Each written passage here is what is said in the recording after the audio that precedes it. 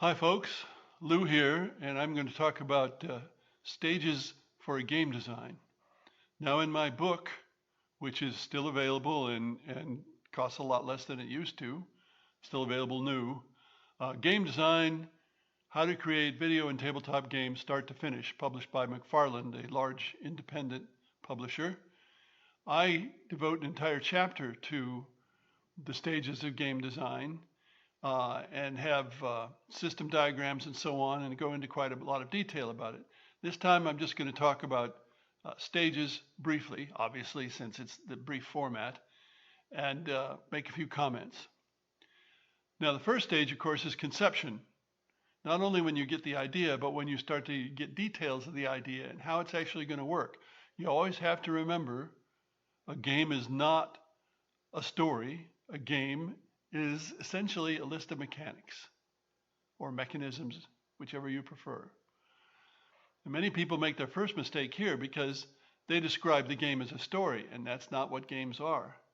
People might want games to be stories, but games are an artificial constructs where you choose a set of mechanics that interact with the players. That's that. Once you have some details in mind, which I hope you've written down, then you start to play the game in your mind's eye, which is Reiner Knizia's phrase. In other words, you put yourself in the place of a player and think, okay, what is the player seeing? What is the player doing? Because, of course, the number one question in a game is, what is the player doing? So experienced people, experienced designers can do this and get rid of a lot of the things that are problems. Inexperienced designers may not even try to do this, or if they do, there's a lot of things they won't notice. So this is an important stage, and the more experience you get, the more likely you'll get rid of an awful lot of stuff that isn't going to work, or even decide the whole game isn't going to work before you ever go farther to make a prototype. Of course, then you have to make a prototype, and then you solo playtest it. Whether it's a solo game or not, you solo playtest it, because your objective, again, is to get rid of things that shouldn't be there, problems, fix the problems, so that when it comes time to have other people play, they have a playable game that's at least decent. At least that's my opinion. I've known people who would get the prototype and then have other people play, but to me that's cruel and unusual punishment. You want to get rid of the junk so that once people play, they can play all the way to the end every time.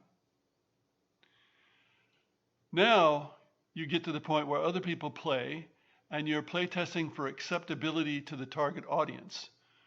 We hope that you have playtesters who fit into your target audience, and you can see as you watch them play whether they think this game is worth playing. And sometimes you may decide after this stage that it's not worth continuing with. But we'll hope that you do decide to continue. Then you're playtesting for features. In other words, what can you add? But more important, what can you take away? You know my motto. A designer knows when he has achieved perfection, not when there is nothing left to add, but when there is nothing left to take away.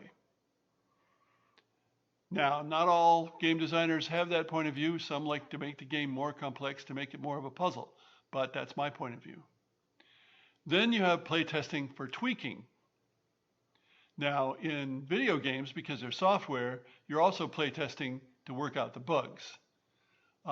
Tweaking the game is finding little things that are not perfect or not good enough and finding ways to get around them.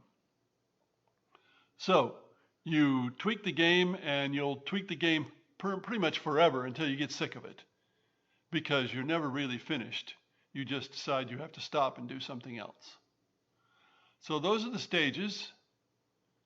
It sounds simple in 5 minutes, but of course, sometimes it's not so simple. Thanks for listening.